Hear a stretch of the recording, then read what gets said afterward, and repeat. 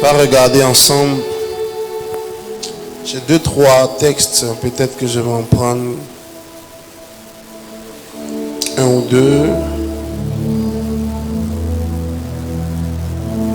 Et une autre fois, on va lire ce que je n'aurais pas pris ce soir.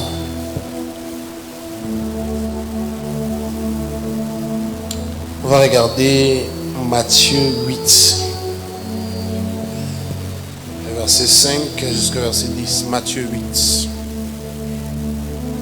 Matthieu 8, verset 5 à 10, la Bible dit: Comme Jésus entrait dans Capernaum, un centenier l'aborda, le priant et disant: Seigneur, mon serviteur est couché à la maison, atteint de paralysie et souffrant beaucoup.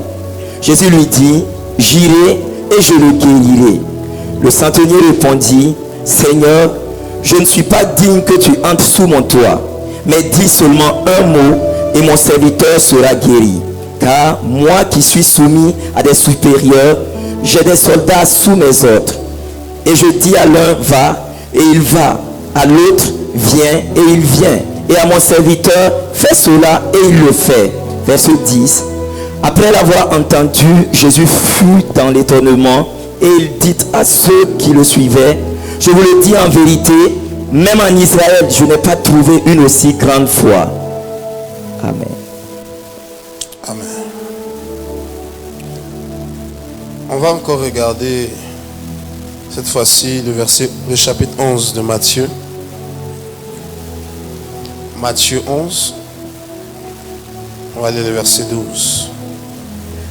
Matthieu 11, le verset 12, la Bible dit: Depuis le temps de Jean-Baptiste jusqu'à présent, le royaume des cieux est forcé, et ce sont les violents qui s'en emparent. Alléluia. Amen. Si je prêche comme tu dis Amen, tu ne vas pas aimer. Alléluia. Amen, amen. Je voudrais parler brièvement ce soir sur un sujet intitulé Provoquer la visitation divine. Provoquer la visitation divine. Écoute-moi attentivement ce soir. Provoquer la visitation divine. Le dimanche dernier, à propos de la visitation divine, j'étais en train d'expliquer comment est-ce que c'était le point d'intervention de Dieu pour un homme afin de créer un revirement de situation, afin de venir des ténèbres apporter la lumière, afin de venir apporter une issue favorable dans une crise, dans une bataille, dans une difficulté quelconque. Pour divers personnages dans la Bible, on a vu la visitation de Dieu. Et la visitation a pris différentes formes. Mais l'issue, la fin, c'est de permettre qu'il y ait un moyen de s'en sortir avec un témoignage. Il me vient à l'esprit l'histoire de la veuve de Sarepta. C'est pendant cette veuve-là qui était à l'extrême dans sa condition, dans la famille dans laquelle elle se trouvait. Et Dieu vient pour la visiter. La forme de la visitation de Dieu se fait par l'arrivée chez elle de Élie, le prophète, et qui lui donne une instruction. Une instruction qui est pénible compte tenu du contexte dans lequel cette femme se trouvait. Difficilement, la femme obéit à l'instruction et il y a un miracle extraordinaire. Et on sait que c'est la visitation de Dieu parce que la forme de cette provision ne peut pas être humaine. Alléluia. Dans le contexte de cette femme, il lui fallait à manger. Et alors que Dieu visite de cette manière, la farine ne finit pas bien qu'elle est utilisée. L'huile ne finit pas bien qu'elle est utilisée. Chaque jour, l'huile et la farine sont utilisées pour former le repas. Mais peu importe la quantité qui était prélevée, quand on revenait, cette quantité était remplacée. C'est ce qu'on appelle l'intervention divine. Alléluia. Ça veut dire que la forme de cet agissement révèle des qualités et des caractéristiques qui sont supérieures aux possibilités des hommes. Même lorsqu'elle commence par ressembler aux méthodes et aux possibilités des hommes, il y a une touche particulière à l'intérieur qui montre que ça, L'homme peut commencer mais ne peut pas terminer de cette manière. Ça s'appelle la visitation de Dieu dans la vie d'un homme. Alléluia. Et alors que nous sommes de plein pied dans le mois d'août, pour aller vers la fin de cette année, il y aura des visitations de Dieu dans ta vie de tous côtés. Écoute-moi, il y aura des visitations du nord, du sud, de l'est et de l'ouest. Tu seras visité au nom de Jésus. L'inattendu sera manifesté dans ta vie. Alléluia. Israël était en train de quitter l'Égypte et partait vers un territoire appelé Canaan. Ils avaient besoin de l'intervention de Dieu parce qu'ils voyaient des ennemis les poursuivre. Cet ennemi était puissant, cet ennemi était capable, cet ennemi était équipé, cet ennemi était farouche. Cet ennemi, c'était l'Égypte qui les poursuivait avec ses chars, avec ses soldats surentraînés, avec les capacités militaires qu'ils avaient, en comparaison avec Israël qui n'avait aucune possibilité militaire, qui était limité quant à ses capacités, qui n'avait même pas de soldats. Et alors ils espéraient l'intervention de Dieu. Et comment ils espéraient? La finalité, c'était de voir que les ennemis nous laissent tranquilles pour qu'on puisse arriver à destination. Mais comment ça devait arriver? Ils ne pouvaient pas espérer de cette manière. Ils pouvaient espérer la finalité, mais comment cette finalité devait se produire? C'était hors de leur imagination. Comment c'est arrivé? Dieu ouvre la mer, Dieu ouvre l'eau, ils arrivent à passer et c'est déjà extraordinaire en soi. Et lorsqu'ils passent, les ennemis qui suivent sont engloutis dans cette eau. La fin, le résultat espéré a été manifesté, libérer des ennemis. Mais la méthode par laquelle ils ont été libérés des ennemis, la manière dont ça se fait, on appelle ça la visitation divine. L'ennemi aurait été humainement vaincu dans une guerre où cet ennemi aurait perdu, il n'y a pas de problème. Mais là, ils ont été libérés de leur ennemi. Mais la méthode par laquelle ils ont été libérés de leur ennemi, aucun homme n'aurait pu les libérer de cette manière. La méthode que tu n'attendais pas, Dieu l'utilisera pour te visiter. Le système qui était au-delà de ta pensée, au-delà de ton imagination. Tu attends la gloire, mais tu ne sais pas comment elle va venir. Tu attends la provision, mais tu ne sais pas comment elle va venir. Il y a une méthode de Dieu qui, lorsqu'elle est activée, dépasse toutes les possibilités des hommes en ta faveur. Et je prie pour toi que par la méthode divine, tu vois une visitation inattendue dans ta vie. Alors que tu me dis amen, cette chose est en train d'arriver. En réalité, ton amen est supérieur, ta visitation est supérieure. Laisse-moi entendre un amen bien. Assieds-toi. Cette femme qu'on appelle la fille de Sarepta avait une finalité espérée, c'était d'avoir suffisamment à manger pendant toute la période de la famine. Mais qu'est-ce qui va se produire dans la vie de cette femme? C'est que la nourriture sera là, elle aura à manger. Mais comment est-ce que cette nourriture sera pourvue? C'est ça qui est mystérieux et c'est ça qui est la visitation divine. Une femme avait un problème, c'est qu'elle était criblée de dettes qui avaient été contractées par son mari et l'homme était mort et la charge de rembourser les dettes avait été imposée à cette femme et n'ayant pas les moyens de pouvoir relever ce défi, elle se retrouve menacée de voir ses enfants utilisés comme esclaves en remboursement des dettes contractées par son mari. Quel était l'espoir de cette femme? Voir la dette être payée afin d'être libérée des créanciers, sauver la vie de ses enfants qui ne soient pas obligés d'aller devenir esclaves pour les dettes de leur papa. Est-ce que vous comprenez? Alors ça, c'est ce qu'elle espérait. Mais comment? Elle aurait attendu que peut-être quelqu'un vienne lui donner l'argent. Elle aurait attendu peut-être d'avoir une opportunité professionnelle pour lui permettre d'avoir un revenu salarial, pour éventuellement commencer à rembourser un peu. Mais il y a des problèmes, bien aimés. Il faut une intervention drastique et immédiate de Dieu pour que tu t'en sortes. Si tu dois gérer un peu pour 10 ans, tu n'auras pas encore arrivé. Alors la femme espérait, mais la méthode de visitation, elle ne l'attendait pas. Elle va voir le prophète, prie pour moi. En effet, mon mari était un prophète. Elle était fils spirituel, mais il est mort et la dette est en train de peser sur nous. Il faut que tu fasses quelque chose. Dieu, par le biais du prophète, lui dit, va dans tout le quartier, emprunte des assiettes, emprunte des plateaux, emprunte des bassines, en aussi grand nombre. Le problème de la femme, c'était un problème de dette. L'argent emprunté qu'il fallait rembourser. Alors maintenant, pour rembourser les dettes, Dieu lui dit, va emprunter encore, mais cette fois-ci, emprunte des assiettes. Va encore prendre crédit, mais prends un crédit des ustensiles de cuisine, prends un crédit des ustensiles pour contenir de l'eau et toutes ces choses. Va prendre encore d'autres dettes, mets-les chez toi et prends la fiole d'huile que tu transportes dans ta maison. Commence à les renverser. Pourquoi est-ce que la femme devait aller prendre des ustensiles? Parce que la visitation qui arrivait avait besoin d'espace. Et le contenu de sa maison ne pouvait pas accommoder la visitation qui arrivait. Il dit, va prendre plus de verre, va prendre plus de bassines, va prendre plus. Je vais faire quelque chose que ton niveau ne peut pas contenir. Mais or, ce qu'il te faut est supérieur à ta capacité de contenir. Alors pour que je puisse te donner le miracle qu'il te faut, mais tu ne peux pas le porter. Fais de l'espace pour le miracle qui va arriver. La femme rassemble. Aussi grand nombre que son voisinage lui permettait d'obtenir. Et là, elle renverse l'huile.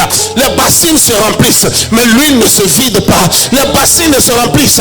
Regarde, ce qui remplissait la bassine était tellement inférieur en termes de contenu par rapport à la bassine et aux bassines qui se remplissaient. Mais il continuait jusqu'à ce qu'il n'y en ait plus à remplir. Alors l'huile s'est arrêtée. L'huile s'est juste arrêtée de couler, mais la fiole n'était jamais vidée. Il n'y avait plus d'huile qui coulait, mais la fiole était pleine. Et voici comment est-ce que de l'huile qu'elle obtient, il dit, va vendre de cette huile.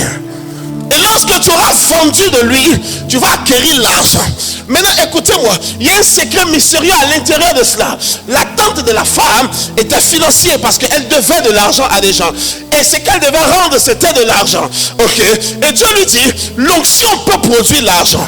Mais la méthode de la prospérité que tu as besoin pour t'en sortir dans la bataille dans laquelle tu te trouves, elle va commencer par l'huile, elle va commencer par l'onction, mais elle doit nécessairement s'exécuter par le domaine du marketing et le domaine du marché pour que tu obtiennes l'argent qu'il te faut. L'onction va t'accompagner et te donner le dépôt, mais quand tu as obtenu l'onction, tu dois aller vendre un produit. Parce que beaucoup d'entre vous, vous avez l'onction sur vous. Mais comme vous ne vendez rien, vous n'avez pas d'argent. On dirait que quelqu'un n'est pas content. Je pensais que l'argent devait sortir directement du ciel. Dieu peut le faire. Mais l'argent qui sort du ciel ne va pas suffire pour payer ta scolarité. Ce genre d'argent constitue des signes. Dieu ne réagit pas comme ça. Ça constitue des signes. Dieu te fait l'argent apparaître. Un jour, je partais à l'école il y a longtemps. Et je n'avais pas d'argent pour aller à l'école. Et alors que je partais de la maison, mon pied a cogné comme un caillou. Et je voulais attraper mon pied pour consoler la douleur qui était rentrée dans mes orteils. Et j'ai vu de l'argent au sol. Et j'ai ramassé, c'était une pièce de 250 francs. Et j'ai ramassé ça. Frère, je sais que toi tu es riche. Et que tu es un enfant de boss. Mais là où je me trouvais à l'époque, 250 francs mon ami, c'était quelque chose que même dans ma vie, il fallait beaucoup de miracles pour que je voie ça un coup. Et ça a été suffisant pour ma journée. Ça a été suffisant pour le jour d'après. Amen, amen. Ça, c'est une visitation miraculeuse. Tu peux estimer que c'est une coïncidence, ça n'engage que toi. Pour moi, dans le problème où j'étais et dans les gens de galère que je vivais, ça, c'était un miracle. Mais mon ami, ça m'est arrivé qu'une seule fois dans ma vie. Je n'ai jamais ramassé l'argent encore à terre. Alléluia. Quand j'ai commencé à être productif, j'ai commencé à avoir de l'argent en retour de ma productivité. Madame, il te faut de l'argent. Mais moi, je vais faire venir l'huile. Et l'huile va se multiplier. L'onction va se multiplier. Mais quand l'onction se multiplie, il doit avoir une onction pour monétiser l'onction. Il doit avoir un produit pour monétiser l'onction. Il doit avoir une marchandise pour monétiser l'onction. L'onction n'est pas matérielle. L'onction est spirituelle. Pour que l'onction se module en argent, il va te permettre de manger. Il va te permettre de t'habiller. Il va te permettre de construire. Cette onction doit transiter par un produit à commercialiser. Voici pourquoi j'aimerais prier pour quelqu'un qui est déjà inclus dans l'affaire, dans le business, dans le commerce, que l'onction multiplie ton revenu pour le restant de cette année. La première personne qui se tient debout et me dit un amen bien, cette parole arrive pour ta vie. Assieds-toi. Voici pourquoi, bien aimé, va. L'huile est là. Va vendre. Il dit va et vends. Et maintenant quand tu vas vendre, tu vas avoir l'argent. Parce que le système de l'enrichissement est soutenu par l'onction, mais n'est pas créé par l'onction. L'onction le soutient. Et elle attend l'action sur laquelle elle doit descendre. Et quand l'onction descend sur l'activité, l'activité est garantie de prospérer et de générer assez d'argent. Les dettes que son mari a contractées sur plusieurs années, elle a remboursé ça en un seul jour. J'ai un sang dans mon cœur de prier. Les batailles et les luttes financières et économiques que tu portes depuis plusieurs années, qu'en 24 heures Dieu les répare dans ta vie, que dans l'espoir du reste de cette année, Dieu demande une prospérité qui va compenser les 10 années de ta pauvreté passée, qui va compenser les 50 années de la pauvreté de ta famille, qui va compenser les 100 années de la misère de ta famille. Donne-moi ton amour d'une manière sérieuse et la chose arrive pour ta vie. Est-ce que tu es béni ce soir? Assieds-toi. Ceci sont les différentes formes de la visitation. Je ne pourrais pas les aborder d'une manière exhaustive, d'une manière complète ce soir, mais je suis en train de vous dire et de vous expliquer que la visitation arrive de différentes manières, même face à la guerre auquel Israël aurait pu être confronté dans plusieurs périodes de leur existence. Pour la visitation de Dieu qu'ils expéraient en temps de guerre, Dieu garantissait la victoire, mais ils devaient aller à la bataille. Il y a certaines batailles où ils se sont rendus. Ils n'ont pas eu besoin de tirer l'épée.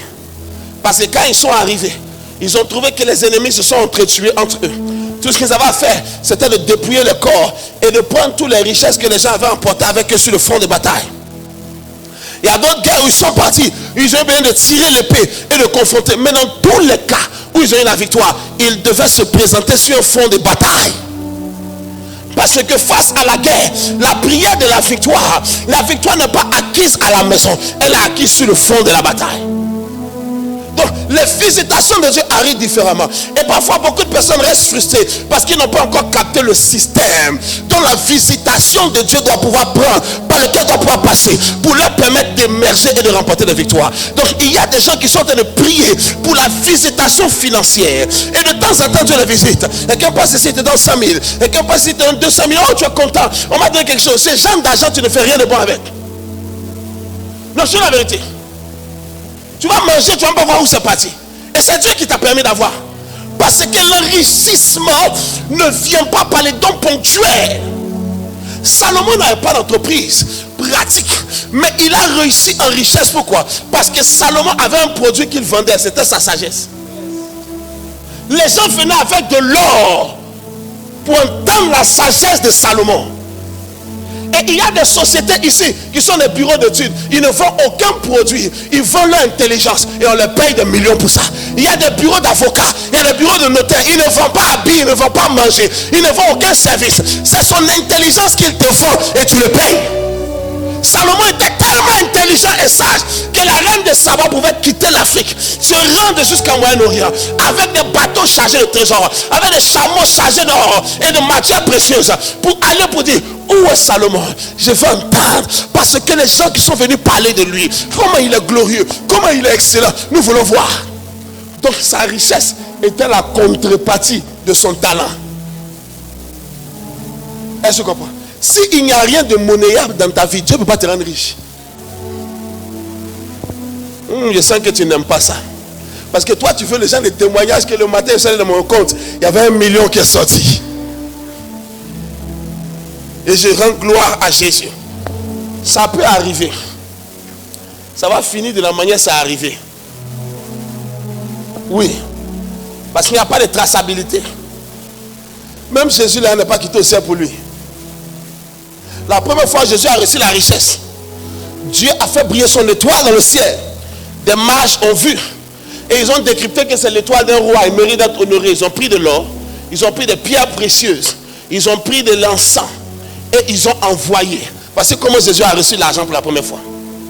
Après ce jour-là, Jésus n'a jamais rien reçu gratuitement. Personne n'a jamais voyagé quelque part pour dire: on a vu ton étoile. On ne l'a plus béni pour son étoile. On l'a béni pour ses œuvres.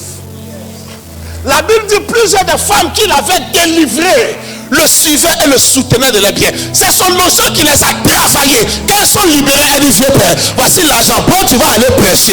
Amen, amen. Donc ça veut dire que le système d'approvisionnement divin n'est pas pour tu vas t'enrichir, n'est pas rattaché aux visitations angéliques, mais c'est rattaché à la production du dépôt qui est en toi. Va faire quelque chose que Dieu va bénir. Va prendre quelque chose que Dieu va bénir. Va commencer l'activité que Dieu va bénir. Papa, il a commencé, c'était Dieu. C'est Dieu pour tout le monde. Je le disais à mes enfants quelque chose au cours d'un pastorat. Que même Jésus a échoué à Nazareth, mais il n'a pas arrêté de prêcher. À Nazareth, ça n'a pas marché. Il allait dans l'autre ville appelée Capernaum. Il a fait le miracle là-bas que la Bible ne pouvait pas expliquer. Les gens disent, qui est cet homme? C'est l'homme qui a échoué à Nazareth tout de suite ici. C'est lui qui vient de réussir. Si tu as échoué ici, va dans notre ville, va dans notre système, va dans notre business, va dans notre commerce, va dans notre produit. Ça va marcher. Dis-moi amen bien. Il n'y a rien de monnayable, il n'y a rien de profitable. Donc l'onction est là, mais l'onction n'a pas de débouché. Ouais, mais fauché.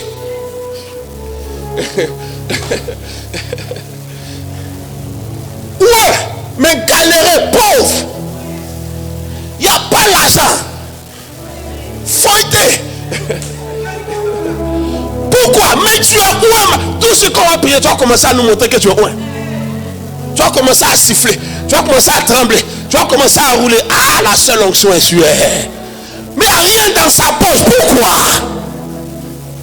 L'onction n'a pas de débouché pour s'exprimer. Tu vois, on reçoit l'onction de la prospérité. Tu me dis amen. L'onction est au garde à vous. Bon, tu vois, bougez pas. Là où tu la mets, c'est à la maison. Tu vois, si tu regardes la télévision, tu vois, si tu fais quoi? J'attends la visitation jusqu'au jour de ta mort. Ma soeur, tu attends comment? Non, je sens que quelque chose arrive. Je sens dans l'atmosphère. Je sens que tu es en train de toucher. Tu es en train de mettre les choses en place. Tu as souffert, hein? Ok. Hey! Donne un débouché à l'onction sur ta vie. Tu es un prophète. Tant que tu n'as pas prophétisé sur quelqu'un ne peut pas te bénir. Personne ne va te bénir parce qu'on t'a consacré prophète. On te bénit parce que tu as prophétisé. Une femme m'a appelé hier de l'Allemagne. Parce que hier c'était une journée de réception. Les gens m'appelaient de l'international et de local partout. Et entre deux, j'essayais de parler un peu de gens. Et j'ai parlé à la femme à 20h. Elle m'a expliqué beaucoup de situations compliquées.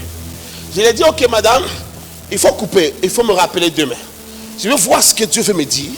Et puis quand tu m'appelles, je vais te parler. La femme m'a appelé aujourd'hui à midi. Souvent tu sais que Dieu te parle parce que il y a ce qui est normal. Et puis la prophétie est différente de ce qui est normal. J'ai dit, le nom que vous portez, ton mari, ressemble à un homme aussi. Elle dit oui, ça peut Ouedraogo. J'ai dit mais son origine est à l'est du Burkina Faso où les gens ne s'appellent pas Ouedraogo. Elle dit oui. C'est ceux qui sont là-bas, c'est quoi? C'est Gourou quoi ou Gourou Mathieu, mais c'est pas c'est quoi? Elle dit c'est ce qu'ils sont. Son papa a été élevé à quelqu'un ici à Ouaga et puis on lui a donné ce nom. C'est le nom du monsieur. Sinon, là, il ne parle pas même aussi. C'est là-bas là qu'il parle. Elle dit ouais. Maintenant tu sais que Dieu me parle. Elle dit oh yes.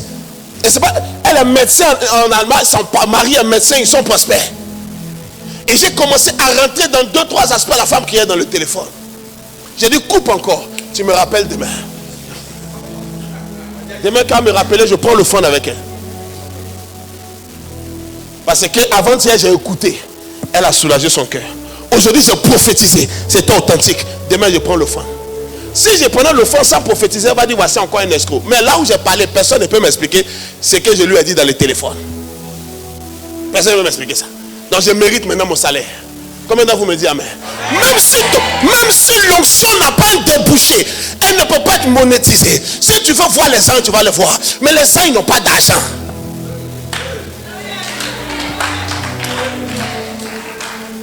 N'est pas au courant? Regarde, les anges, ils n'ont pas jetons, ils n'ont rien.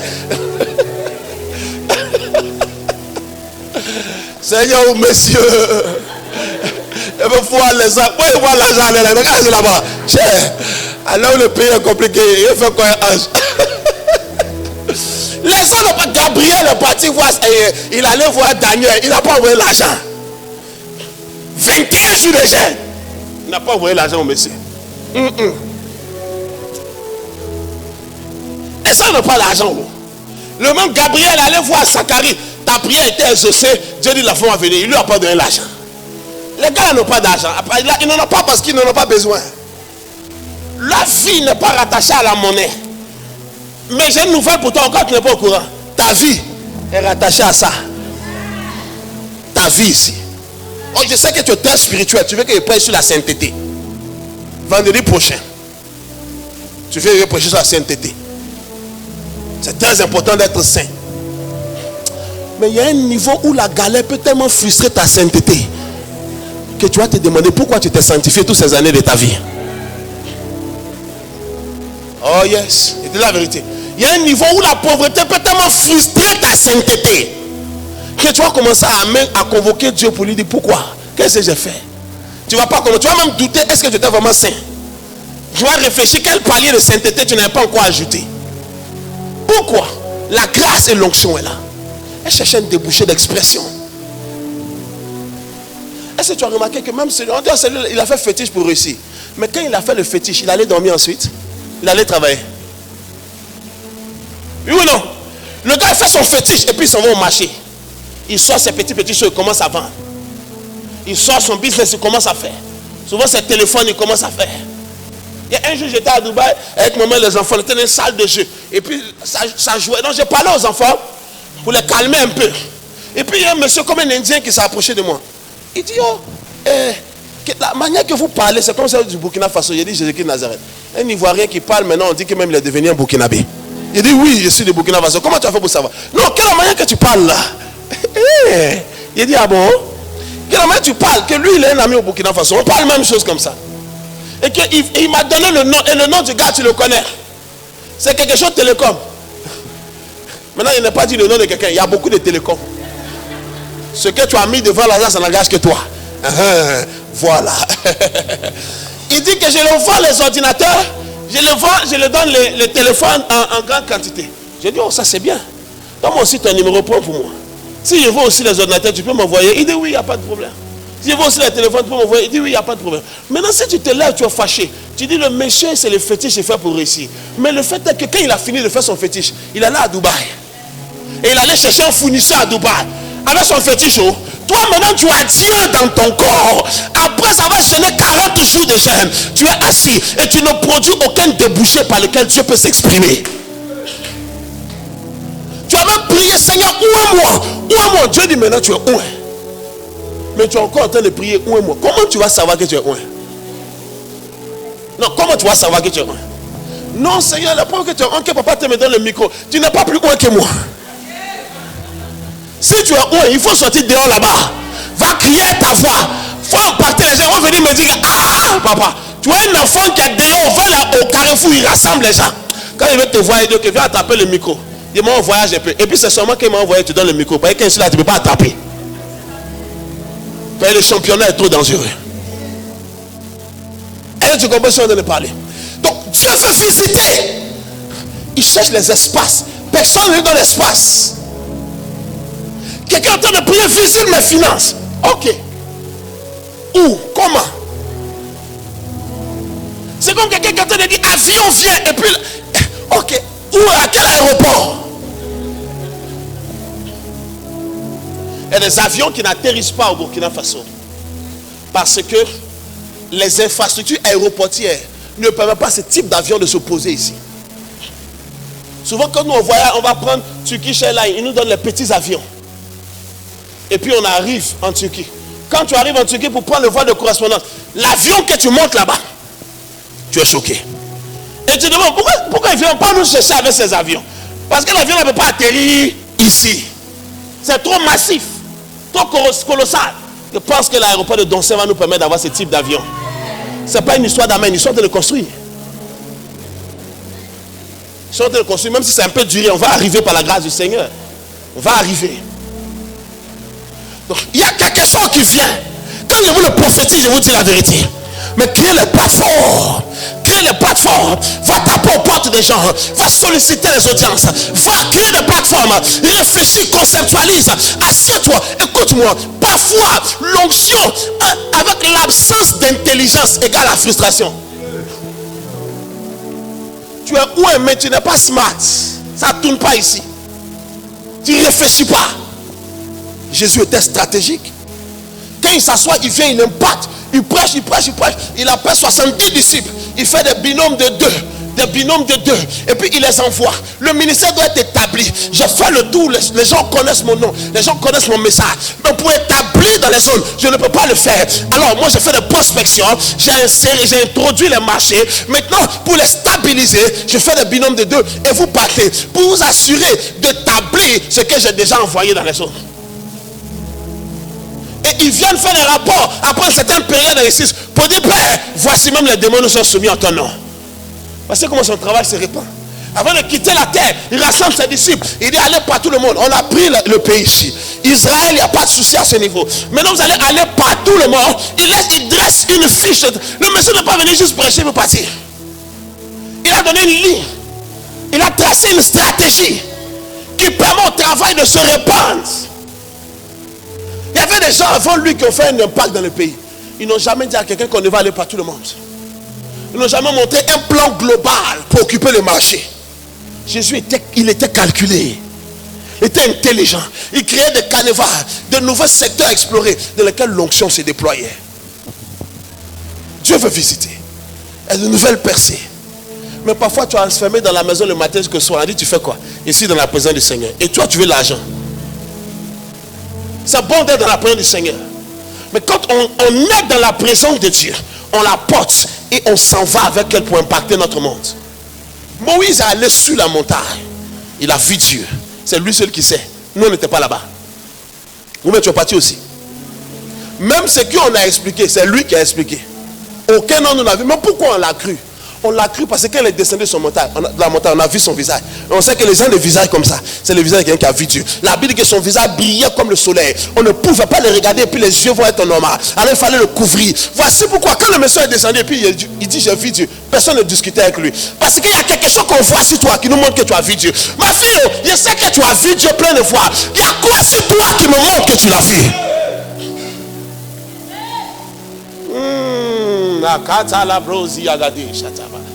Une de mes filles est venue, mon papa, il a prié pour moi, je suis à mon 70e jour de jeûne. Il dit, elle ne mentait pas, c'était la vérité. Et c'est moi qui devais donner un peu d'argent pour aller casser son jeûne. Il a dit, on va prendre ça, c'est une offrande même que je te donne. Moi j'ai beaucoup jeûné et je jeûne beaucoup. Mais 70 jours, il n'est pas refait. C'est une grâce que je veux. Je veux ça, gars. Va, puis tu pries pour moi, que le Seigneur puisse m'aider à y arriver. Rien de visible. Bien, mais quand tu montes sur la montagne, Dieu n'a jamais fait monter quelqu'un sur la montagne pour le laisser là-bas. Il a dit, il faut redescendre. Quand tu as monté sur la montagne, tu as vu Dieu. Il redescend, il faut impacter la famille. Il redescend, il faut impacter le quartier. Il redescend, il faut impacter le corps. Il redescend, il faut impacter le milieu professionnel. Tu as vu Dieu, non, on ne va pas discuter avec toi. Mais il faut descendre. Élie est monté sur la montagne, mais il est redescendu.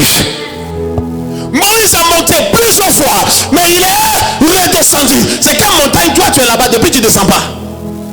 Et on doit t'envoyer orange monnaie sur la montagne pour payer ta facture. On doit t'envoyer orange monnaie sur la montagne là-bas. Je suis sur la montagne, mais c'est un peu chaud. Allez là, le loyer là. Tu es sur la montagne. On doit te transférer 25 000 pour calmer ton bailleur. Tu es sur la... Tu ne vas pas descendre. Si tu l'as saisi sur la... Bon, ce que je vous dis, ce n'est même pas pour vous distraire.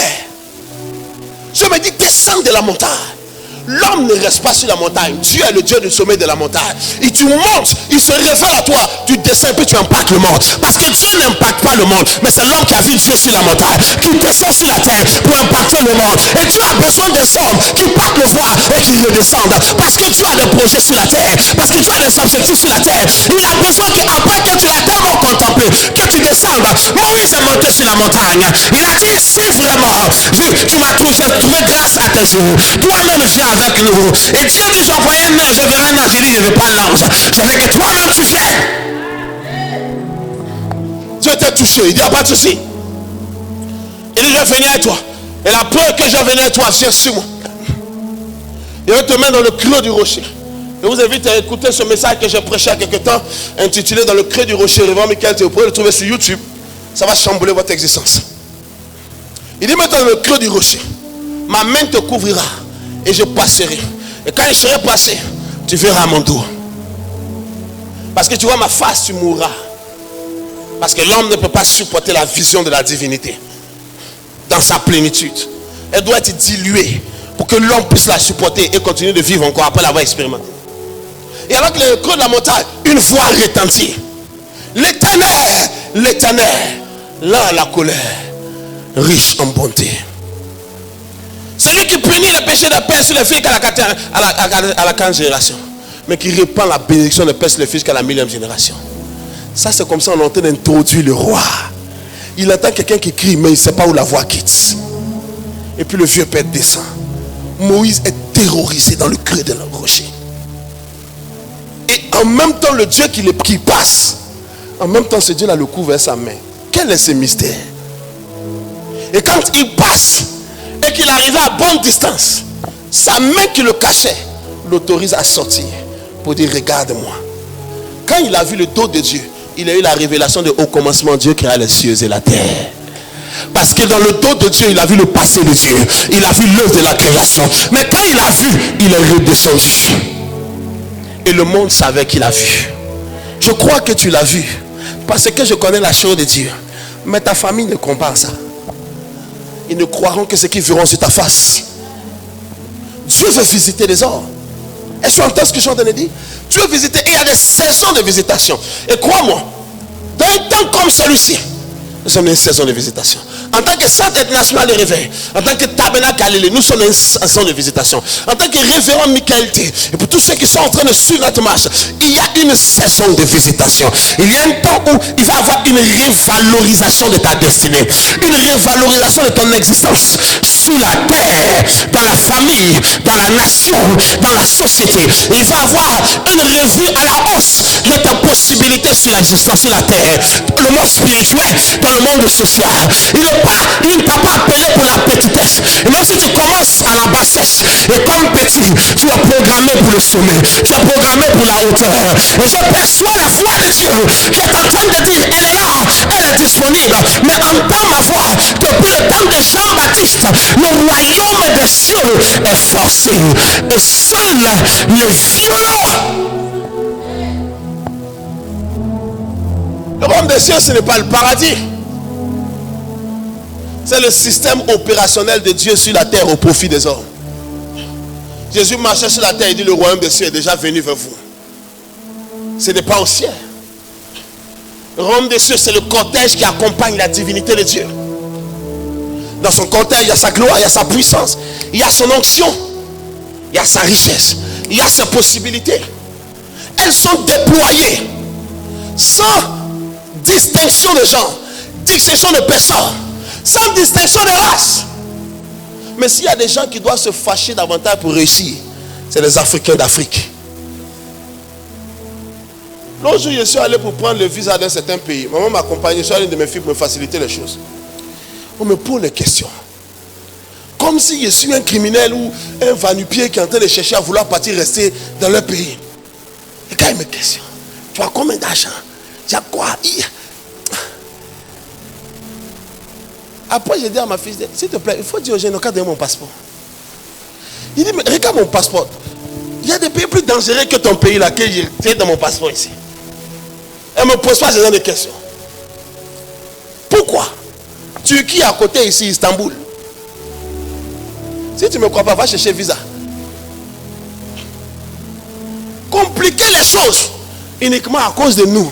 Parce qu'on ne fait pas de nous là-bas. Tu ne peux pas rester pauvre. Sinon tu ne peux pas prendre les nations. Parce que les nations de plus en plus sont compliquées envers nous. On n'a pas vu en Tunisie il n'y a pas longtemps. On poursuivait les gens. Mais quels gens? Quels noirs? Quels noirs? Pas les noirs qui sont quittés aux États-Unis pour aller se mettre là-bas. Ils connaissent la différence. Les noirs qui sont quittés au Burkina, en Côte d'Ivoire, au Mali, au Togo, au Bénin, à Dakar. C'est nous on cherchait. On te chasse. Tout le monde est allé regardez, la pauvreté. Hein. Tout le monde allait se mettre à l'ambassade. L'aéroport n'était pas fermé. Hein. Il y avait les vols. Ils sont allés à l'ambassade. Parce que à l'heure là, si on dit là, toi va prendre dans l'avion pour partir, ils n'ont pas. Donc il faut aller s'entasser à l'ambassade. Aidez-nous, on veut retourner au pays. Après 60 ans que tu as fait là-bas, on veut retourner au pays. Et Dieu dit, si tu te lèves, je me lèverai. Je dis ça à quelqu'un quelques jours. Ce n'est écrit nulle part. Aucune prophétie n'annonçait que Pierre devait marcher sur les eaux. Aucun prophète a dit dans un temps à venir, un homme appelé Pierre, Simon, marcherait sur les eaux. Personne n'a prophétisé. Et regarde-moi. La plus grande clé de ta destinée, ce n'est pas ta prophétie, c'est ta rage pour vaincre. J'écoutais un pasteur appelé Mensa Otabil, l'un des mentors et des plus grands modèles pour nous dans le christianisme, dans cette génération qui est au niveau d'Accra. Il a dit ceci: quand il était jeune, il aimait beaucoup Dieu. Il avait son ami qui était son compagnon, il partait dans tous les programmes. Et quand ils arrivent à un programme, on va prophétiser sur son ami. Oh, Dieu va faire des grands choses de toi. Dieu va t'utiliser. Dieu a dit ci, Dieu a dit ça. Et puis lui, on le saute, on continue. Lui, il ne comprenait pas. Souvent, il faut enseigner le prochain programme. Il faut aussi qu'on me prophétise. Il ne comprend pas. On part à deux, on passe sur un. Tous les jours, ce n'est pas une fois, ce n'est pas deux fois. Il veut qu'on me parle. Il a tellement insisté. Le prochain programme, ils sont partis. Le prophète vient, il dit, Dieu dit qu'il t'aime. Il dit, C'est tout ce que Dieu a dit. Il dit que le Seigneur dit de te dire qu'il t'aime.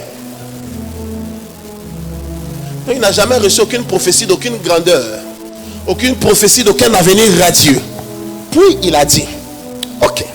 Alors je décide et je prophétise sur ma vie que je serai le pasteur de la plus grande église du Ghana. Aujourd'hui c'est le cas.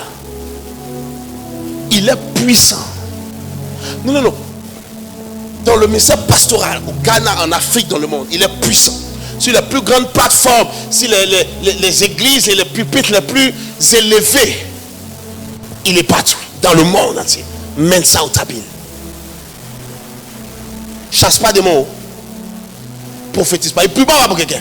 Il finit par dépose son micro, il s'en va. Tu n'es pas fatigué, commence à intercéder. Il va parler les profondeurs de la sagesse. Il va parler les clés du succès. Il va parler de la volonté de Dieu. Dépose, il part. Au Ghana, à Accra. Personne que tu connais à Accra que tu peux mentionner le nom n'a les gens d'église de ces messieurs. Il y a une foule massive. S'il prêche ici, il ne quitte pas ici pour aller là-bas. Moi, depuis je suis en train de tourner ici. Ça me fait au moins 5 km déjà à parcourir. Si le message appelle ici, il ne quitte pas ici pour aller là-bas. Il va rester ici, c'est 45 minutes. C'est là qu'il s'en va. Si tu veux dormir, il faut dormir. Dieu l'a déjà élevé. Il n'a plus rien à te prouver. Économiquement puissant. Il disait la dernière fois, dans une session de mentoring, qu'il a plus de 7 sources de revenus. Et les 7 sources de revenus sont en millions de dollars chacune. Pourquoi? Parce qu'il a décidé. Et Dieu n'a pas contrarié. Parce que la volonté de Dieu à l'ultime pour chacun d'entre nous, c'est de nous visiter pour nous propulser. Mais il faut que tu crées un débouché pour le dépôt qui est en toi. Tu es en train de dormir avec une capacité. Tu connais chanter. Tu admires des camarades chanter. Tu n'as jamais commencé à prier, utiliser le don qui est en toi pour écrire 2 lignes, de 1 et de 2 chansons qui vont révéler ta voix au monde entier. Tu es un prophète. Il te débrouille au quartier, on sait qu'il y a quelque chose. Tu n'as jamais commencé à calibrer le dépôt qui est en toi pour commencer à maximiser ton impact, pour commencer à te déployer dans les zones. Et la visitation est là. Mais ne trouve pas de caniveau de sa manifestation. Regarde, tu es intelligent, tu es brillant. Tu n'es pas bête, tu as étudié. Mais tu ne peux pas t'asseoir pour réfléchir, pour conceptualiser. Tu ne peux pas t'asseoir pour étudier, pour analyser ce que d'autres font pour réussir et de pouvoir répliquer le succès de d'autres dans d'autres domaines, dans d'autres territoires, les répliquer dans ton environnement et de commencer à te battre pour que ça marche. Et tu es assis et la grâce est sur ta vie. Oh, c'est la vérité, elle est sur ta vie. La bénédiction est sur ta vie, elle est là. Mais on n'a pas de méthode, de système pour s'exprimer parce que tu restes dans le même canevas, tu restes dans le même canal. Tu n'es pas en train d'ouvrir de l'espace. Dieu veut te donner une moisson abondante, mais tu as cette même lopin de terre. Tu n'es pas en train de chercher à acquérir plus de terre et semer plus. Tu n'es pas en train de chercher à étendre ton espace de culture ou de cultivation pour que Dieu amplifie le rendement de ton sol. Tu es coincé à ton petit endroit avec tes 500 000 de revenus et tu es si fier et tu es si orgueilleux et tu es si minable et si misérable. Quand ton dépôt peut propulser ta vie parce que tu attends. J'ai découvert un texte dans la Bible où Dieu parle alors du fait qu'il doit élargir l'espace de sa tente. Et j'entends les gens prier qui disent Seigneur élargis. Dieu n'élargit pas. Toi tu élargis, Dieu remplit. Tu comprends pas ce que je suis en train de dire? L'homme de Dieu, mais l'homme a dit qu'il arrivait maintenant à Rehoboth. Dieu l'a mis au large. Comment il est arrivé à Rehoboth? Un ange allait le soulever. Il a commencé à marcher. Il a commencé à creuser un puits ici, ses ennemis viennent fermer. Il dit c'est pas grave, il s'en va au prochain niveau. Il creuse ici, ses ennemis viennent fermer. Il dit je continuerai. Il creuse là-bas, ses ennemis viennent fermer. Il a continué de creuser jusqu'à arriver à un endroit où il a creusé, aucun ennemi n'est venu. Et il dit maintenant ici, l'Éternel nous a mis au large. Rehoboth. Son élargissement n'était pas la fonction de son découragement, ni de sa stagnation. L'homme était en mouvement. Il est l'heure, monsieur, madame, à partir de ce soir, que tu te mettes en mouvement. Ta destinée t'attend, alléluia. Ta percée, ta richesse t'attend, alléluia. Ta fortune t'attend. Tout à l'heure, je vais marier un de mes fils. Vendredi, je vais le marier. Il est assis là-bas, je le vois, il est tout joli aujourd'hui. Il n'a jamais vu aussi mignon que ça. Mon ami, aujourd'hui c'est vendredi soir. Papa, il n'y a pas encore les moyens. Les moyens c'est quoi? C'est combien? Donne-moi le chiffre. Quelqu'un a dit, papa, j'ai trouvé la fille. Ça a entendu. Il dit c'est bien. Il est venu me dire, où est la dot? Il dit c'est bien. Il dit la fille est là. Il dit on va faire samedi. Il dit papa, tout ça c'est dépense. Donne-nous un jour comme ça. Le mariage là c'est quoi? C'est les dragées, c'est le bouquet de fleurs. Au ton village là-bas, ta grand-mère qui l'a donné pour bouquet de fleurs. Elle connaissait dragée. C'est pas elle qui vous a accouché, vous tous êtes assis ici. Avec ton même grand-père, ils ont fait au moins 70 ans ensemble avant qu'il ne meure. Hein? Non, non, papa, il faut un peu de macédoine, un peu de crudité. Tu vas souffrir, hein? Ok, tu veux un peu de crudité? Ah, c'est moi quand il me mariait avec crudité. Mon ami, il était en train de réfléchir au transport pour retourner. Moi, il ne me souvient même plus de quelle nourriture on mangeait dans mon mariage. Même gâteau de mariage, moi, il n'est pas mangé. C'est quand tu as transport que tu manges gâteau.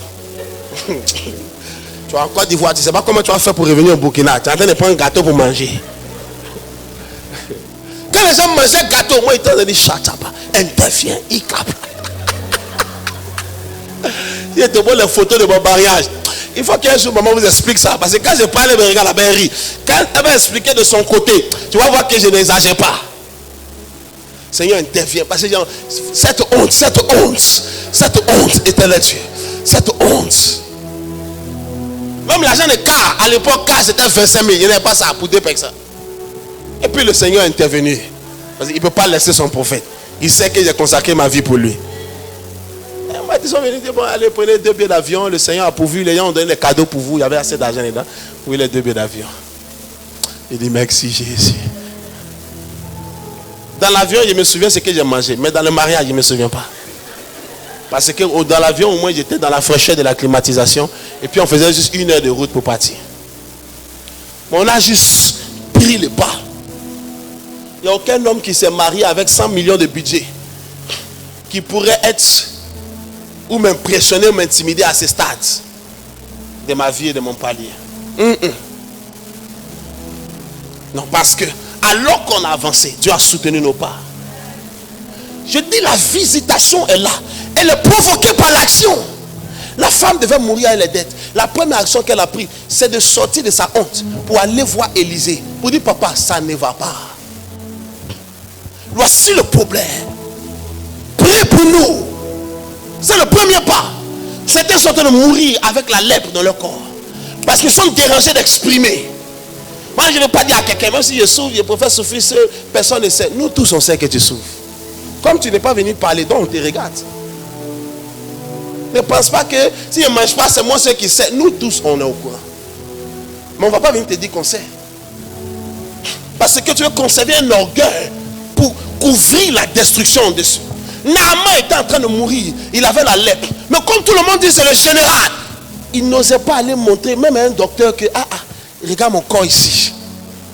C'est un jour que dans la maison, comme il y a une petite servante, et il est en train d'aller prendre son bain comme ça.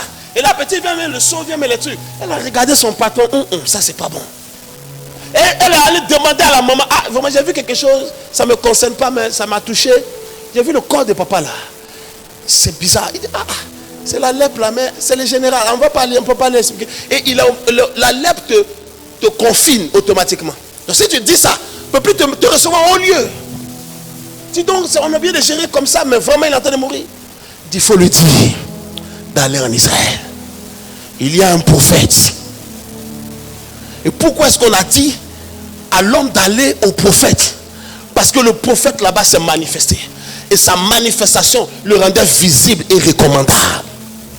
Déploie-toi, Dieu va atterrir sur toi. Saute dans les villes, Dieu va te donner des airs. Il n'est pas d'aller quelqu'un d'aller monter sur un état et puis se jeter en bas, parce qu'il faut qu'il clarifie les choses.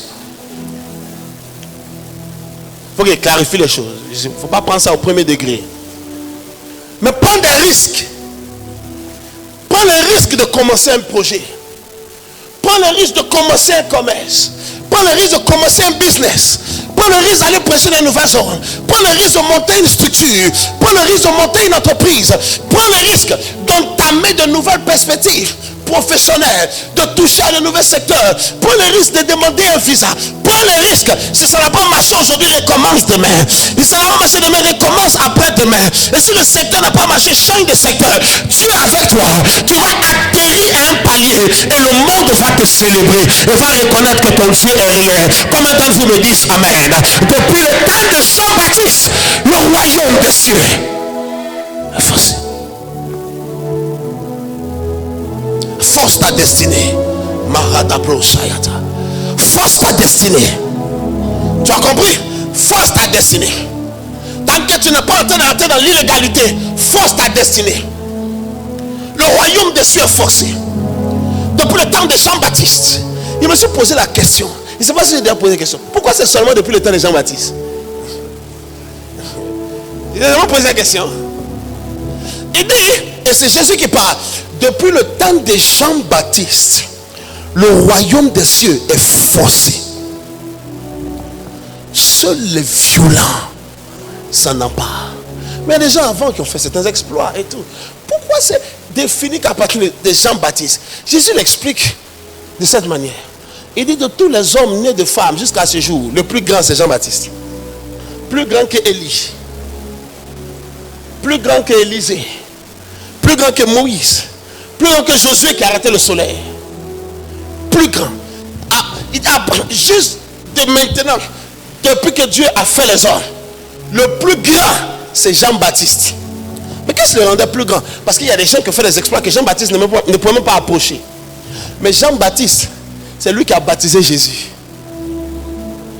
Il est l'homme qui a plongé Jésus dans l'eau pour sortir. Il était le plus grand par rapport à la qualité de la mission. Donc ta grandeur n'est pas définie par ton âge, par ta taille, par ta famille, mais par la mission que tu défies. Tu défies une grande mission, tu deviens un grand homme. Il y a un homme ici qu'on appelle Traoré Ibrahim, que tout le monde adule, que si tu n'aimes pas, c'est dans ta bouche seulement que tu ne vas pas l'aimer, chez toi seul à la maison. Parce que l'homme a pris le défi de confronter la mission de prendre le pays pour établir la vision qu'il a reçue dans son cœur. Dès que tu atteins ça, tu deviens grand. Dès que tu confrontes, écoute-moi, David est arrivé sur le champ de bataille. Il n'est jamais entré dans l'armée. Il n'a jamais été recruté. Il n'a jamais été un soldat en aucune manière que ce soit. Mais quand il est arrivé, il a tué le plus grand ennemi, Goliath. Il est devenu le plus grand général, nommé à l'instant. Tous ces vieux pères qui étaient dans l'armée, tous ces 7 grands frères, ils sont soldats, ils ont fait entraînement, ils ont fait concours, tout. Lui n'a rien fait, mais la mission que personne n'osait défier, lui il a dit c'est ta vie, je vais le défier. Et comme Dieu attendait l'occasion de se manifester, ton Dieu est grand, mais tu es en train de le mettre dans les affaires d'Arachide. Ton Dieu est grand, tu es en train de le mettre dans les affaires des Seigneurs. Comment le garba d'aujourd'hui? Ton Dieu est grand, mais tu es assis en train de penser au beau flotto. Et Dieu dit regardez dans quoi les enfants là m'ont mis. Je veux me déployer. Quand il part, et il sait que Dieu a venu dans cette mission. Il dit, tu viens contre moi avec la lance, tu viens contre moi avec le javelot, mais je viens contre toi au nom de l'Éternel. Dans la bataille, je vais te... Il a terrassé Goliath parce qu'il a relevé la plus grande mission à laquelle l'armée faisait face. Il est devenu le plus haut gradé de cette armée. Ça n'a rien à voir son âge. Il avait 17 ans. Papa prêche bien, mais je suis trop jeune. Tu es un insensé. Papa prêche bien, mais nous on est vieux maintenant. Ça c'est le message des enfants. Tu es foutu dans la vie. Ce n'est pas une question d'âge. Et de soit si jeune ou si vieux. C'est la mission que tu cours. Je cours pour la mission de prendre le pays. De prendre cette nation avec l'impact et la spécificité du message que Dieu m'a donné. Oh, Dieu m'a donné un message. Quand je te prêche ce soir, même si tu n'aimes pas Dieu, tu sais que le message, il y a quelque chose dans sa bouche. Dis quand quelqu'un a dit que moi, il m'a béni manger les choses.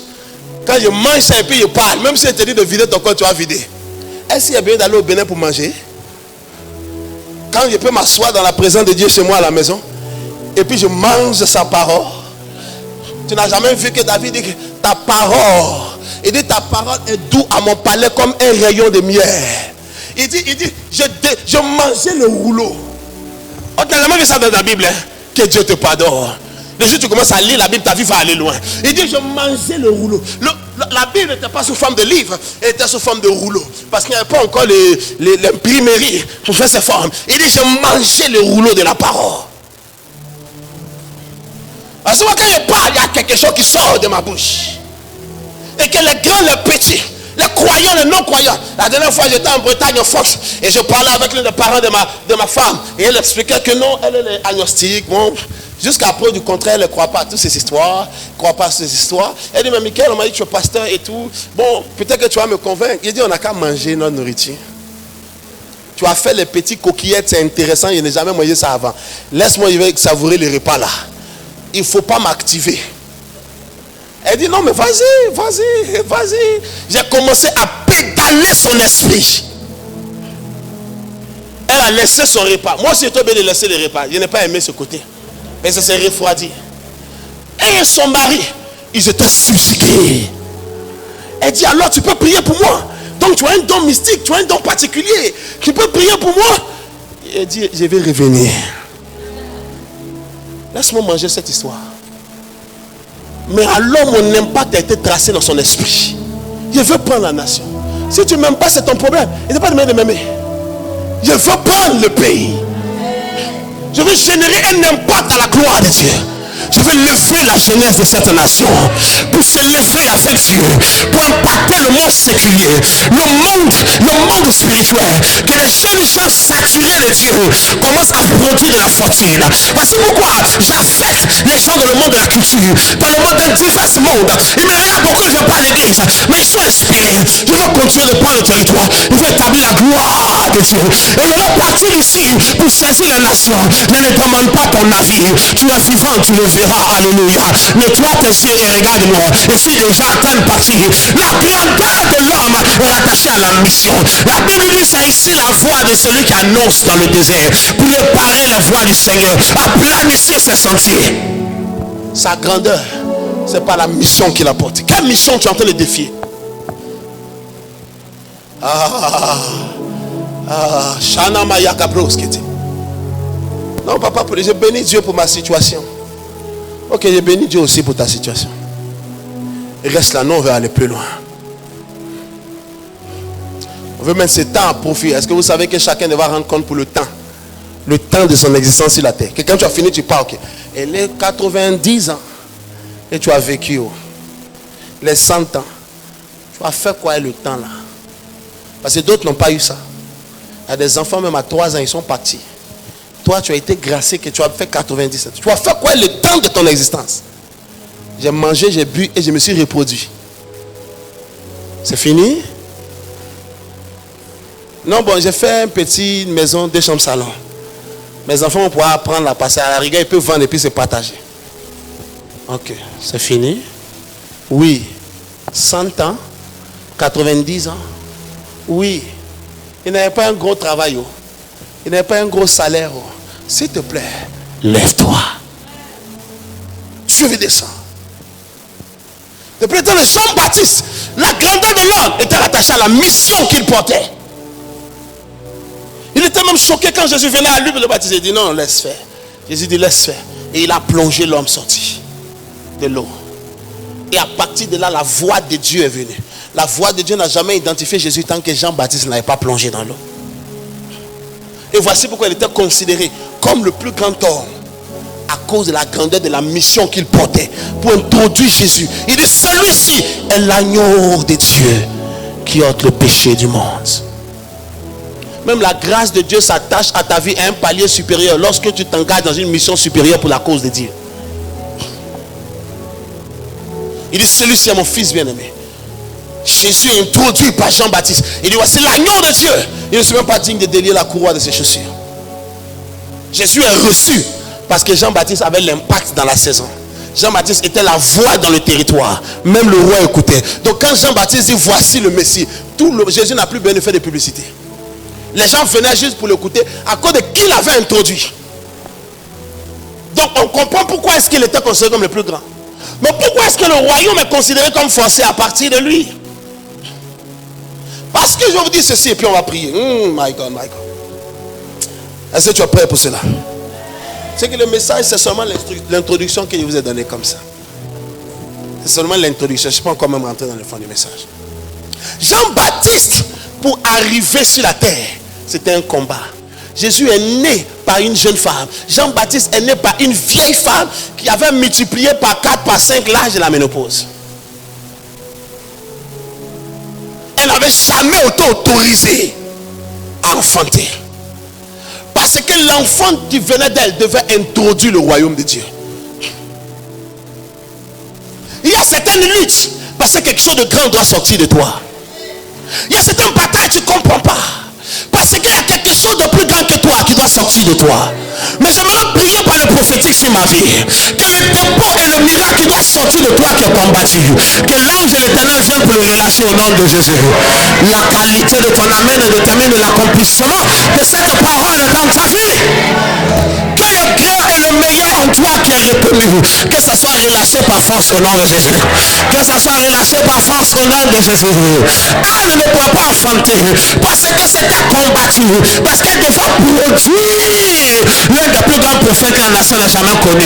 Voici pourquoi elle était frustrée par la stérilité. Il y a une espèce de pauvreté qui te frustre. Il y a une espèce de bataille qui vient à chacun de tes business. Parce qu'on sait ce qui va sortir de toi. Parce que le diable il est assis, il dit l'enfant là où il va aller. Mais je vais prier pour toi. Ce qu'on n'a jamais voulu voir sortir de toi, que par force ça soit enfanté. Que par force ça soit enfanté. Les 10 premières personnes qui courent avec l'offrande sur l'autel, que cette grâce court pour votre vie. Que le dépôt de votre vie sorte par force. Que la grandeur cachée, bloquée, combattue en vous soit relâchée. Dans les différents paliers dans lesquels ton dépôt doit sortir. Et l'ennemi se tient à la porte pour empêcher la libération de ce dépôt. Et je veux dire, par la force qui existe dans le divin, que ton dépôt, que ta grâce, que ton accomplissement soit relâché par force. Tu enfanteras ton miracle au nom de Jésus. Tu relâcheras et tu produiras cette grandeur au nom de Jésus. La barrière sur ta voie est écroulée maintenant au nom de Jésus. La barrière sur ton chemin est écroulée maintenant au nom de Jésus. Aïe, aïe, aïe, aïe, aïe. La vie, c'est les gigas. Ok. Ouais, je ne sais pas ce que ça veut dire. Après, tu vas m'expliquer. Nous, on est devenus un peu vieux.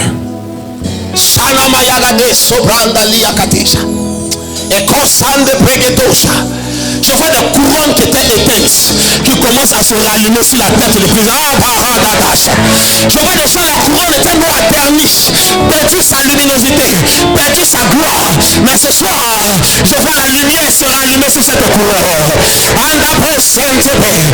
les gens qui avaient des yeux dans leurs mains, qui étaient petits, mais je vois, parce que leurs mains étaient fermées, mais je vois, ils ouvrent la main et l'œuf est en train de s'agrandir. Ce qui en toi va commencer à émerger au nom de Jésus. Le meilleur va commencer à émerger de toi au nom de Jésus. La visitation va arriver. La visitation va prendre forme dans ta vie. Ton amen doit sortir pour cette parole.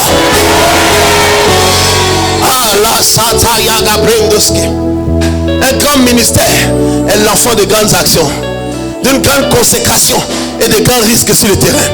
J'écoutais le bishop Dag et Wadmis à quelque chose à la conférence qui sont en train de tenir en ce moment. Il dit que Dieu l'a jamais envoyé faire le croisade quelque part. C'est lui qui est parti. Il dit voici pourquoi il fait le croisade partout dans le monde. C'est lui qui a décidé de venir faire croisade au Burkina. C'est lui qui a décidé de faire croisade au Gabon. Et parce qu'il a décidé, Dieu l'a accompagné. Parce que Dieu veut quoi? Que les âmes soient sauvées. Alors Dieu ne peut pas être contraire à sa volonté de partir dans ce pays pour commencer. Il dit la raison pour laquelle je pars de la nation et que vous ne partez pas, c'est que j'ai décidé de partir. Pendant que vous pensez que quelqu'un va vous inviter. Il dit voici pourquoi mes croisades s'en vont dans les territoires. Il dit voici pourquoi il fait le croisade partout. Et les moyens ont grandi quand j'ai commencé à le faire. Les moyens se sont développés quand j'ai commencé à le faire. Je parlais au pasteur David il y a 2 jours. Parce qu'il est parti à ma permission d'assister à un programme de Johnson Suleiman à Washington DC aux États-Unis. Et il m'appelait pour me faire le rapport alors qu'il parlait avec le pasteur donc, de l'église de Johnson Suleiman, mais du côté de Houston, avec qui il a le bon rapport. Et qui lui expliquait que Johnson Suleiman a un budget annuel pour ses programmes. C'est sorti comme ça et tout. De $900, $900 000. Donc à peu près 600 millions de francs CFA pour le budget basique pour aller le programme. Et chaque semaine, il est dans un pays, parfois 2 pays, 2 jours, sur tous les continents, en train de prêcher. L'homme a décidé de partir. Et les partenaires se sont suscités de partout pour s'associer à cette vision, pour accompagner cette action. Et les ressources viennent. Parce qu'un homme a décidé de sortir pour aller prendre le territoire. Et le territoire d'affaires que tu dois décider de conquérir. Ne regarde pas tes limitations. Regarde les possibilités qui existent. Beaucoup ne font rien parce qu'ils regardent là où ils sont limités. Ils ne regardent pas là où il y a les possibilités. Derrière chaque limitation se trouve un monde de possibilités. Quand tu as tout, tu n'as plus de possibilités. Quand tu n'as rien, tu n'as que les possibilités. Ça veut dire que tout et n'importe quoi peut arriver. Yes. Quand tu es à terre, tu ne peux plus tomber. La seule chose qui te reste à faire, c'est quoi? T'élever. Monsieur, lève-toi à partir de ce soir. Lève-toi à partir de ce soir pour ta destinée. Lève-toi pour conquérir ton monde. Lève-toi pour réaliser ton impact. Dieu avec toi. Il attend de descendre dans ton opération et déployer sa visitation. C'est ainsi que tu provoques la visitation de Dieu. C'est ainsi que tu provoques l'opération de Dieu dans ta vie. Laisse-moi entendre un amen sérieux. My altar is calling you, oh God. Cette construction que tu veux faire avec les 50 000, 60 000 dans ta main, commence. Prends juste un pas. La visitation, c'est cette veuve du prophète. C'était qu'elle se lève à aller ramasser. L'homme crée la plateforme de la visitation. Elle n'arrive pas de manière hasardeuse. La veuve ne s'arrête pas à créer sa visitation. Elle a autorisé dans sa vie. Lorsqu'elle allait prendre le reste de sa farine, le reste de son huile, pour préparer un gâteau donné. C'était un sacrifice. Est-ce que vous comprenez ce que je dis? Oh, c'était un sacrifice. Sur les ailes du sacrifice, nous montons. Le sacrifice dans la présence de Dieu. Le sacrifice de les actions. Parfois, on fait des veillées ici. On fait venir des artistes de différents pays. Le cachet coûte cher. Parfois, mes enfants m'ont dit, papa, il faut qu'on fasse un concert payant. J'ai dit, laisse que les gens soient gratuits. Je dis, papa, vous payez le cachet à 1,5 million, à 2 millions, à 3 millions, sans compter le billet d'avion. Quand en business avec les gens, sans compter l'hôtel. Les gens doivent venir gratuitement pour ça. J'ai dit qu'ils viennent gratuitement. Ils sont en train d'investir. Et cet investissement est un risque que je prends. Mais ça va marcher. Parce que le retour de cela sera en honneur, en impact, en visibilité. Et un retour financier colossal, inexplicable, inquantifiable. Sacrifice. La femme a préparé le reste. Elle dit, voici c'est tout. Et tout est vide ici. Tu as les miettes qui restaient qu'on t'a donné. Dieu dit merci. Ah, c'est tout ce que j'attendais pour descendre. C'est tout ce que j'attendais pour opérer. Dieu est descendu dans la cuisine. La Bible dit la farine n'est plus jamais finie. Dieu est descendu dans la cuisine. La Bible dit l'huile n'est plus jamais finie. Oh my God. Shandabra. inviter et provoquer la visitation du surnaturel, la visitation de Dieu dans ta vie, tu prends le risque du sacrifice dans la présence de Dieu. Le sacrifice dans la présence de Dieu, c'est la consécration, c'est le temps du jeûne, c'est le temps de la prière. Tout le monde doit. Est-ce qu'à l'heure, la sommeil est doux? À l'heure où le temps est un peu frais, où il pleut la nuit. Il y a une nuit à minuit, j'étais en train de marcher dans la chambre comme un zombie. C'est tatakaba, shakatakaba, les shatakaba, 1 heure, rekepos kata, 2 heures, ibranda douce kayandaba, 3 heures, sheketo brandoski. Le sommeil était dans mon corps. Mon ami, je ne priais pas parce qu'il avait envie de prier. Mais parce que je dois prier. Il y a une visitation qui doit arriver. Il y a quelque chose que je dois prendre. Il y a des péchés que je dois atteindre. Je ne suis pas en train de prier parce que je sens aujourd'hui le feu de la prière. Je sens que je ne sens pas. Ah oui, pray. Alléluia. I will pray. I will pray. I will pray. I will pray. If I don't pray, Satan will make mess of me. I will pray. I will pray. I will pray. I will pray. If I don't pray, Satan will make mess of me. Tu ne peux pas parce que tu as envie. Tu ne peux pas aujourd'hui je sens le feu. Le feu n'a qu'à s'éteindre. Toi il faut te lever. Prie. Même si tu pries ta tête tombe. Redresse ta tête et prie. Même si tu pries, tes yeux se ferment. Ouvre tes yeux et prie. Si tu pries assis, ça ne passe pas. Prie debout. Si tu pries debout, ça ne passe pas. Mets tes genoux à terre. Tu vas voir tes genoux au sol. La douleur qui va rentrer. Les yeux vont s'ouvrir. Mais prie. Pas parce que tu as envie de prier. Parce que le diable est en train de faire des percées. Aujourd'hui, on entend les bruits de guerre.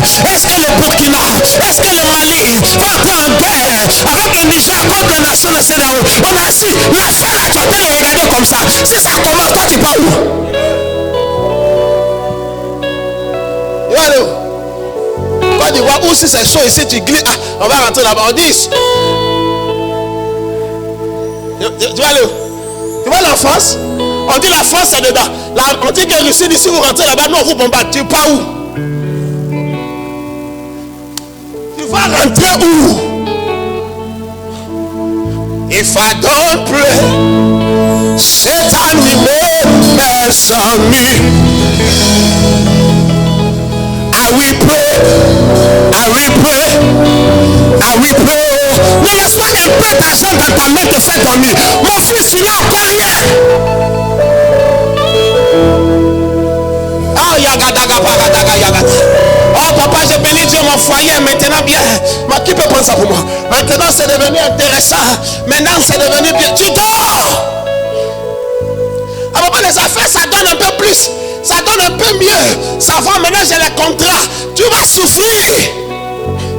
Ton papa a eu le contrat avant toi. Le diable a ruiné. Lève-toi pour créer la plateforme d'une visitation certaine. Paye le prix. J'appelle cela la dimension sacrificielle de la prière. Ton corps n'a pas envie, mais tu te lèves. Mon ami, ton business ne marche pas. Tu dors, tu es un sorcier. Tu as toi-même ton sorcier. C'est comme quelqu'un sa main dans le feu, ça te brûle. Mais il n'y a pas l'énergie de. Tu n'as pas l'énergie d'aller ta main dans le feu. Laisse là-bas. Il y a une fois, tu es en train de ronfler de 8h du soir à 8h du matin. Qui t'a envoûté? Le minimum t'a conforté. Quand la royauté t'appelle. Est-ce que tu sais que Esaü a retrouvé les ânesses, mais il n'est plus retourné derrière les ânesses? Parce qu'il a vu mieux. Toi tu vois la royauté et tu dis non, comme j'ai retrouvé mes ânesses, je vais le suivre pour les retourner. Je m'en fous des ânesses. Si un veut le gars se perd encore pour ajouter, c'est que j'ai trouvé, je dois le saisir. Le trône que j'ai vu, je dois le prendre. Je ne peux pas me contenter de suivre alors qu'il y a cela qui m'attend. Commence par prier. Commence à veiller la nuit dans ta chambre. Les sorciers connaissent ce qu'ils sont en train de dire. Ils travaillent. Les mystiques connaissent ce qu'ils sont en train de dire. Ils travaillent. Parce qu'ils savent que le monde là c'est dur. C'est compliqué. Ils s'appuient sur les affaires, sur le mysticisme pour monter. Et toi tu couches. Tu jettes ton pied à gauche. Tu jettes ton pied à droite. Ta tête est au nord. Tous tes membres sont dans tous les sens. Tu dors comme un drogué, comme un insensé. Quand le diable est en train de sucer ton sang pour ruiner ton avenir. Et tu dis non, je sais que ça va aller. Ça va pas aller. Hein? Ça va pas aller. Non, je te dis ça va pas aller. Alors je sais, c'est une question de temps. C'est pas une question de temps, c'est une question d'action. Tu ne prends aucune action dans le temps. Ton temps va s'empirer. Je vois des géants dans cette salle. Le Seigneur me dit, viens, réveille les géants.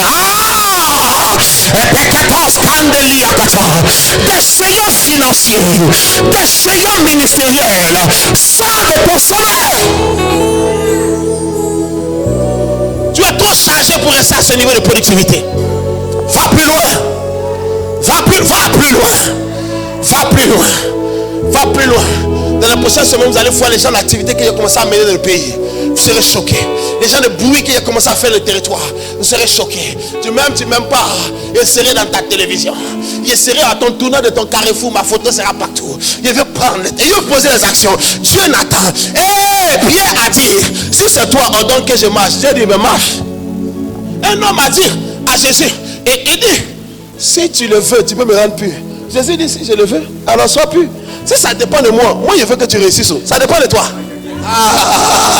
Si ça dépend de moi, j'ai déjà payé le prix pour que tu aies l'argent. Toi, il faut te lever pour prendre cette destinée. Il faut prier. Que le vent de la prière souffle sur ta vie ce soir. Que ça souffle, que ça souffle, que ça souffle.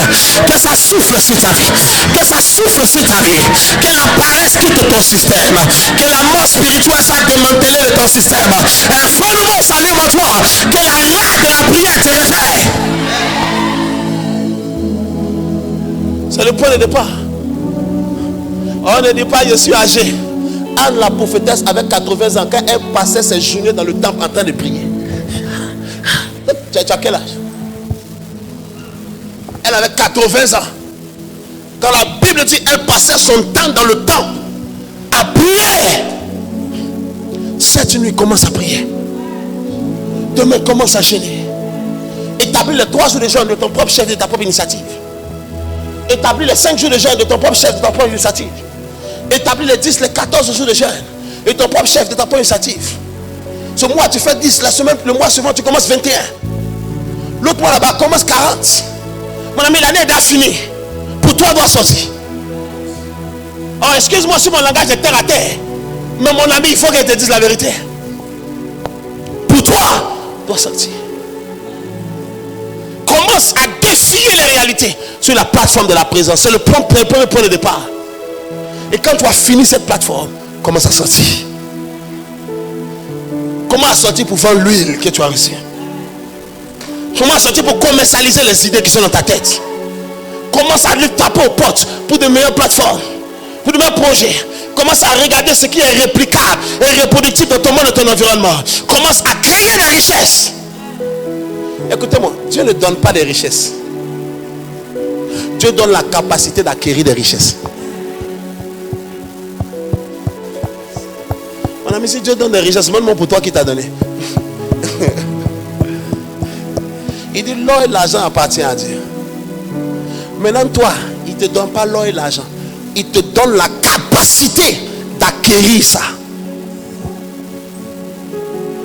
Il ne faut pas confondre la dimension de Dieu pourvoira à mes besoins. Et puis je suis enrichi. C'est deux choses différentes. Besoin pourvu, il n'a rien à voir avec richesse. Tu peux manger. Tu peux t'habiller quand c'est chaud. C'est chaud, il y a une intervention pour te soigner. Mais tu restes misérable. Alors Dieu dit, il nourrit les oiseaux. Montre-moi la maison de l'oiseau qui est dans ton quartier. Comme Dieu bénit les oiseaux. Que les oiseaux de sèment et moissonnent. Arrêtez de nous fatiguer avec les semences toujours. Montre-moi l'oiseau que la maison que l'oiseau a construite à côté de toi. Comme toi, tu es un oiseau. Tu vas dormir dehors comme lui. L'oiseau peut ne pas s'aimer, peut ne pas moissonner. Dieu au pouvoir. Il n'a pas besoin de beaucoup de choses. Il a besoin d'un arbre, il descend là-bas. Toi, tu as besoin d'une maison pour dormir. Dans la maison, là, tu as besoin de payer facture d'eau, et d'électricité. Tu vas bien de plus qu'un oiseau. Alors tu vas bien de s'aimer.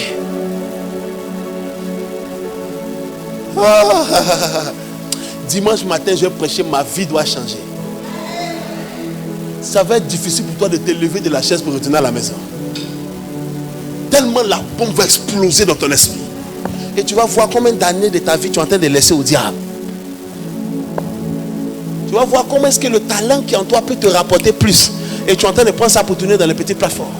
Assieds-toi, comment tu peux formaliser? Comment est-ce que tu peux commencer à t'introduire dans les plateformes pour être animateur des événements présidentiels? Oui ou non? Il y a plus. Comment est-ce que tu peux apparaître à la télévision pour générer des émissions? Assieds-toi. Ajoute à ton onction ton intelligence. Les deux ont fait des étincelles. Dans 1 an, 200, tu deviens une célébrité que même pour t'inviter dans l'église, c'est un honneur pour les gens. Oh yes.